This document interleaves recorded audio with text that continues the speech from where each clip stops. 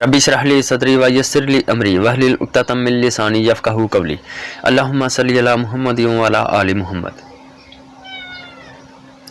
इस दौर के मुसलमान का सबसे बड़ा अलमिया जो है वो ये है कि आजकल के मुसलमान को इस चीज़ का पता ही नहीं कि कौन सी चीज़ दुनियादारी है और कौन सी बात जो है वो दीन के मुताबिक है। यानी कि आजकल के अक्सर ही इस तरह के जाहिल मुसलमान हैं कि जिनको इस चीज़ का पता ही नहीं कि दुनियादारी क्या है और सुनी सुनाई बातें क्या है और कुरान और हदीस के मुताबिक जो बातें हैं वो क्या है। इस तरह के जाहिल जो लोग हैं वो ज़्यादातर सुनी सुनाई बातों को दीन समझते हैं और कुरान और हदीस की जो बातें हैं उनको समझते हैं कि ये आम बातें हैं। और जब इस तरह के जाहिल लोगों से कुरान और हदीस बयान किया जाता है, कुरान की आयत पढ़कर सुनाई जाती है, हदीस मुबारक सुनाई जाती है, तो इस तरह के जाहिल लोग जो हैं वो आगे से झगड़ा करना शुरू कर देते हैं। और इस तरह के जाहिल लोगों का जो ईमान का लेवल है वो ये है, वो समझते हैं कि किसी के साथ झगड़ा करना या किसी को जान से मार देना या किसी को मुल्क से बाहर भेज देना यही ईमान का हिस्सा है, यही इस्लाम है। और इस तरह के जाहिल जो हैं वो ये समझते हैं कि हुजूर पाक सल्लल्लाहु अलैहि वसल्लम से इश्क का जो मोहब्बत का जो तकाज़ा है वो ये है कि अगर किसी को जान से मार दो या उसके साथ झगड़ा कर लो तो फिर इंसान आशिक़ रसूल बन जाता है। जबकि इस तरह के जाहिल लोगों को इस चीज़ का पता ही नहीं है कि जिन चीज़ों पर वो अमल कर रहे होते हैं वो दुनियादारी की बातें होती हैं या सुनी सुनाई झूठ की बातें होती हैं, क्योंकि उन लोगों को इस चीज़ का पता ही नहीं होता कि कुरान के मुताबिक दीन क्या है और हदीस के मुताबिक दीन क्या है। आज मैं आप लोगों के सामने 4 अंबिया इकराम का जिक्र करूंगा और उनके जो मुखालफिन हैं उनके हालात दिखाऊंगा और उनकी जो सरकश उम्मतें थी उनके बारे में थोड़ा थोड़ा बताऊंगा, ताकि हर इंसान को इस चीज़ का पता चल जाए। जब वो अपने गिरेबान में झांक कर देखे तो उसको पता चल जाए कि वो नबियों की जो तलीम है उसके मुताबिक ज़िंदगी गुजार रहे हैं, उन पर अमल कर रहे हैं, या कि जो नबियों के मुखालिफ थे उनके मुताबिक ज़िंदगी गुजार रहे हैं और उनके पैरोकार बने हुए हैं। सबसे पहले हम जिक्र करते हैं हज़रत इब्राहीम अलैहिस्सलाम का और उनके जो मुखालफिन हैं उनका और जो उनकी सरकश कौम थी उनका। जब हज़रत इब्राहीम अलैहिस्सलाम ने लोगों को देखा कि वो सूरज की पूजा करते हैं, सितारों की पूजा करते हैं और दरख्तों की पूजा करते हैं, तो हज़रत इब्राहीम अलैहिस्सलाम ने अपनी उम्मत से, अपनी कौम से फरमाया कि ये मबूद नहीं है, ये अल्लाह ताला की बनाई हुई मखलूक है। तो लोगों ने क्या किया, लोगों ने हज़रत इब्राहीम अलैहिस्सलाम की मुखालफत शुरू कर दी और उनको तंग करना शुरू कर दिया। जबकि हज़रत इब्राहीम अलैहिस्सलाम ने लोगों को ये बताया था कि जो अल्लाह ताला का दीन है, जो अल्लाह ताला के नबियों का, अल्लाह ताला के रसूलों का दीन है, उस पर अमल करो। लेकिन लोगों ने हज़रत इब्राहीम अलैहिस्सलाम की मुखालफत शुरू कर दी और हज़रत इब्राहीम अलैहिस्सलाम के ख़िलाफ़ फतवे देने शुरू कर दिए और उनको ये कहा कि यहाँ से चले जाएं या फिर उनको मार दिया जाएगा। जैसा कि आज के दौर में भी लोग ऐसा करते हैं, जब इनके सामने कुरान और हदीस बयान किया जाता है तो ये कहते हैं कि या इस मुल्क से चले जाओ या तुमको मार दिया जाएगा। सेम इसी तरह हज़रत इब्राहीम अलैहिस्सलाम की उम्मत ने भी ऐसा ही किया। हज़रत इब्राहीम अलैहिस्सलाम को आग में फेंकने का उन्होंने फ़ैसला कर लिया। तो यहाँ पर एक सवाल मेरा उन लोगों से है जो लोग इंतशार फैलाते हैं और जो लोग दुनिया की सुनी सुनाई बातों पर अमल करके कहते हैं कि ये दीन का हिस्सा है और लोगों के साथ झगड़ा करते हैं और लोगों को मारने की कोशिश करते हैं या कहते हैं कि दुनिया इस मुल्क से चले जाओ, ये मुल्क छोड़ कर चले जाओ।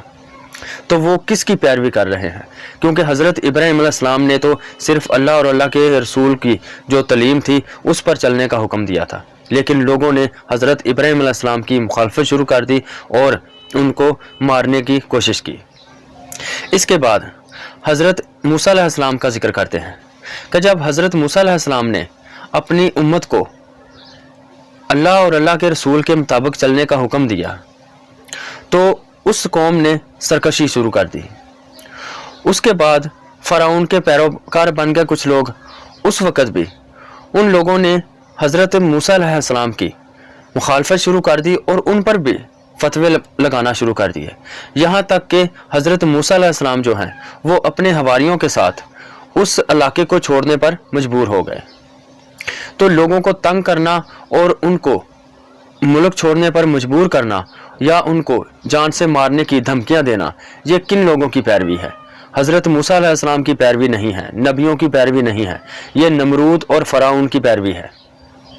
اس کے بعد ہم ذکر کرتے ہیں حضرت عیسیٰ علیہ السلام کی،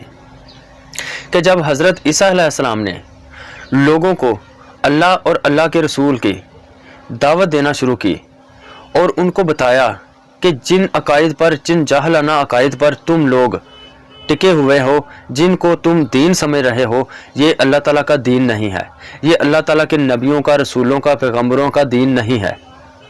تو ان لوگوں نے کیا کیا؟ وہ جو علماء سو تھے انہوں نے حضرت عیسیٰ علیہ السلام کے خلاف فتوے دینے شروع کر دیے اور یہاں تک کہہ دیا کہ حضرت عیسیٰ علیہ السلام کو شہید کر دیا جائے، اور انہوں نے فتوے دے کر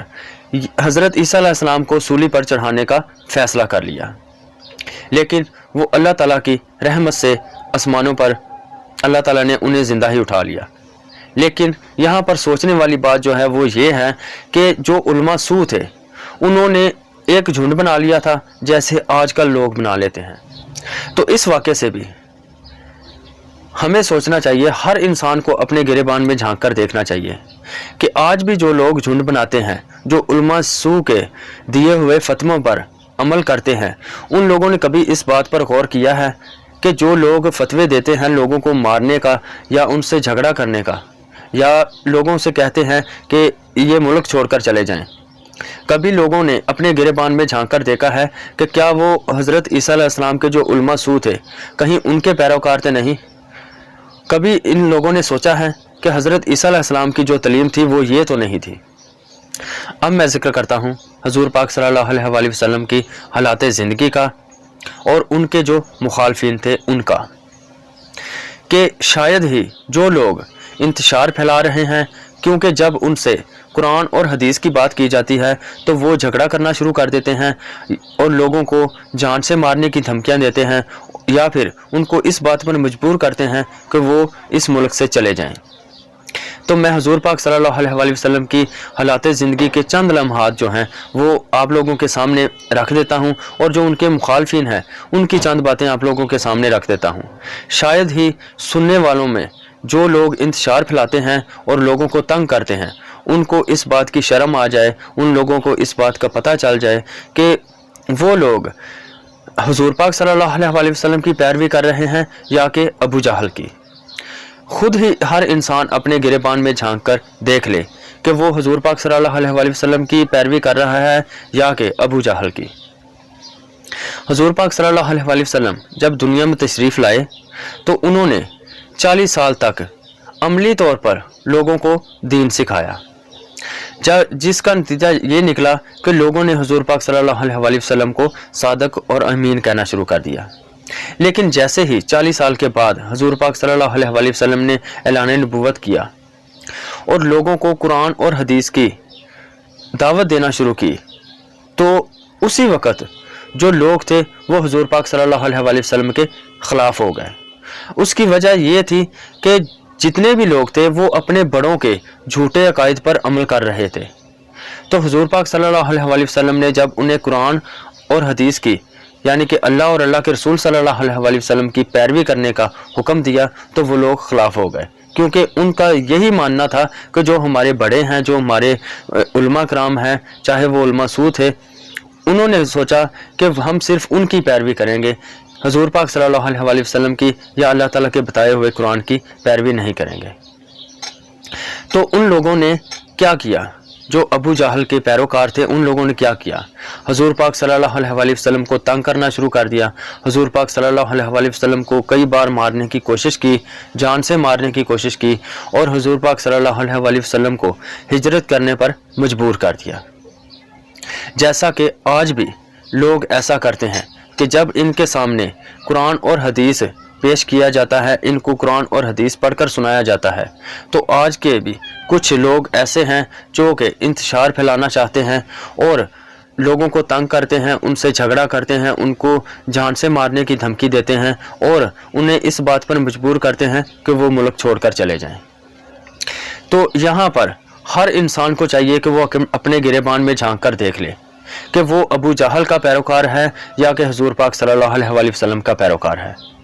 کیونکہ جو انتشار پھیلانے والے ہوتے ہیں، لوگوں کو تنگ کرنے والے ہوتے ہیں، وہ نمرود کے، فرعون کے یا حضرت عیسیٰ علیہ السلام کے جو علماء سو تھے ان کے پیروکار ہیں یا ابو جہل کے پیروکار ہیں۔ لیکن جو امن پسند ہیں، دلیل کے ساتھ بات کرتے ہیں، اللہ کے کلام کے مطابق بات کرتے ہیں، حضور پاک صلی اللہ علیہ وآلہ وسلم کی سنتوں کے مطابق بات کرتے ہیں، وہ ہیں نبیوں کے پیروکار، حضور پاک صلی اللہ علیہ وآلہ وسلم کے پیروکار۔ تو یہاں پر میں ہر انسان سے یہی کہوں گا، ہر مسلمان سے یہی کہوں گا کہ ایک بار اپنے گریبان میں جھانک کر دیکھ لیں کہ آپ لوگ کس کے پیروکار ہیں، ابو جہل کے پیروکار ہیں یا حضور پاک صلی اللہ علیہ وآلہ وسلم کے پیروکار ہیں۔ کیونکہ حضور پاک صلی اللہ علیہ وآلہ وسلم نے ہمیشہ امن کے ساتھ ہی دین کو پھیلایا ہے۔